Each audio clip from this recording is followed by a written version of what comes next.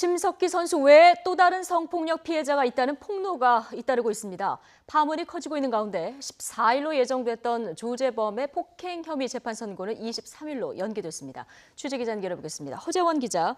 네, 스포츠부입니다. 심석희 선수 외에도 지금 확인된 추가 피해자만 2명이 더 있다고요? 네, 어제 오후에 나온 소식입니다. 빙상계 개혁을 위해 출범한 젊은 빙상인 연대가 각계 시민단체와 함께 연 기자회견에서 밝힌 내용인데요.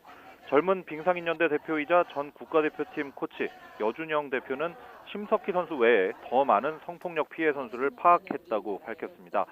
약 2달 전부터 성폭력 의혹을 접수해 왔는데 현재 5건에서 6건 정도 의혹이 있고 이 중 2건은 피해자를 통해 직접 성추행 의혹을 확인했다고 설명했습니다. 이 중에는 현재 선수 생활을 하는 현역 선수도 있고 심석희 선수처럼 미성년자 때부터 피해를 당한 선수도 있다고 주장해 더욱 충격을 주고 있습니다. 네, 이 추가 피해 선수들 어떤 대응에 나설지 지금 입장이 나온 게 있습니까? 네, 일단은 신중한 입장입니다. 원래 변호인을 통해서 당장 가해자들의 실명을 공개하고 형사고발하겠다 이런 방침을 세웠었는데 다음 주 월요일에 이 선수들이 참석하는 기자회견을 열 예정이었지만 모든 계획을 일단 보류했습니다.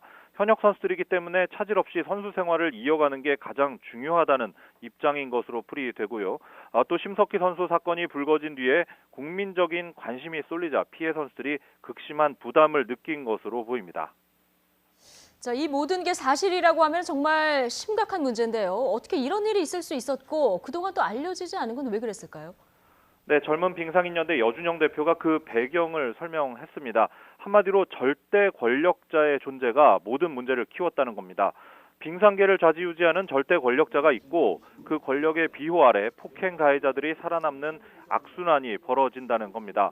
각종 문제를 일으켜 징계를 받아도 다시 빙상계로 돌아오는 경우가 반복되고 있기 때문에 그 사이 폭력의 강도는 점점 세질 수밖에 없고 피해 선수나 학부모가 그에 맞서 싸우기도 어려운 구조라는 주장입니다.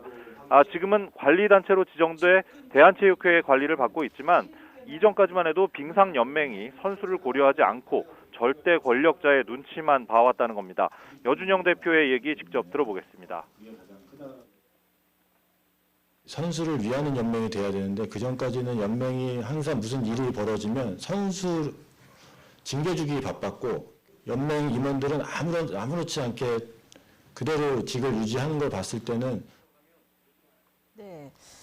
자, 다른 선수들도 용기를 내면서 체육계 미투로 퍼질지 지금 주목이 되는 상황인데 조재범 전 코치로부터 폭행을 당한 뒤에 합의를 했었던 피해 선수들이 있었는데 이 선수 일부도 지금 합의를 취하하고 법정 다툼에 나서기로 했죠. 네, 조재범 전 코치가 심석희 선수뿐만이 아니고 총 4명의 선수를 폭행한 혐의로 기소됐습니다. 그중 심석희를 제외한 선수 3명은 조 코치와 합의했던 것으로 알려졌는데요.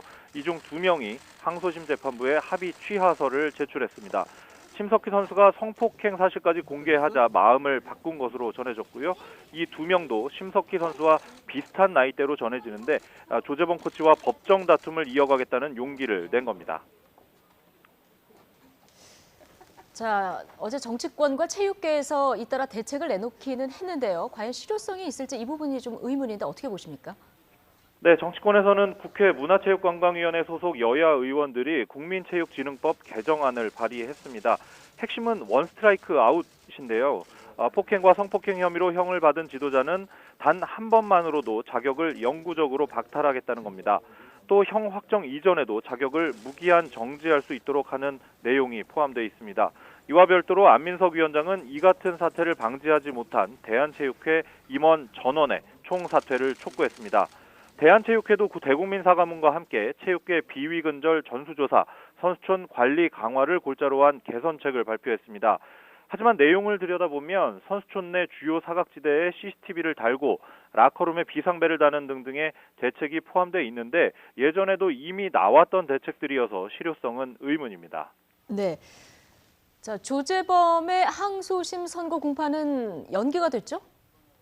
네, 원래 14일로 예정됐던 항소심 선고 공판기일이 23일로 미뤄졌습니다.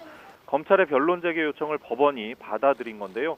검찰은 심석희 선수가 주장한 수차례의 성폭행 피해와 조 전 코치가 받는 상해 혐의 사이에 연관성이 있을 수 있는 만큼 수사를 통해서 공소장 변경 여부 등을 다각적으로 검토해봐야 한다는 입장입니다.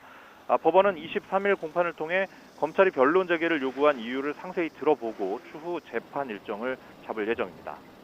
네, 지금 누구보다 힘든 시간을 보냈고 또 보내고 있을 심석희 선수. 다시 훈련을 시작했다는 소식이 들리네요. 네, 어제 오전에 태릉 실내링크에서 훈련하는 대표팀에서 합류했습니다. 그런데 태릉링크는 누구나 접근이 가능한 곳이기 때문에 대표팀은 곧바로 충북 진천 선수촌으로 이동했습니다. 진천 선수촌은 사전 등록을 안 하면 정문 통과가 불가능한 구조인데요. 당분간은 쇼트트랙 대표팀뿐만이 아니고 진천 선수촌 전체에 외부인 출입을 전면적으로 막기로 했습니다. 심석희 선수는 워낙 큰 충격을 받은 상태고 언론의 관심도 집중되고 있어서 극심한 부담감을 느끼는 것으로 전해지고 있는데요. 어제는 밝은 표정으로 대표팀의 훈련 일정을 모두 소화했다고 빙상연맹이 전했습니다. 당분간 진천 선수촌에서 훈련에만 집중하고 다음 달 1일부터 독일에서 열리는 월드컵 5차 대회에 출전할 예정입니다. 지금까지 YTN 허재원입니다.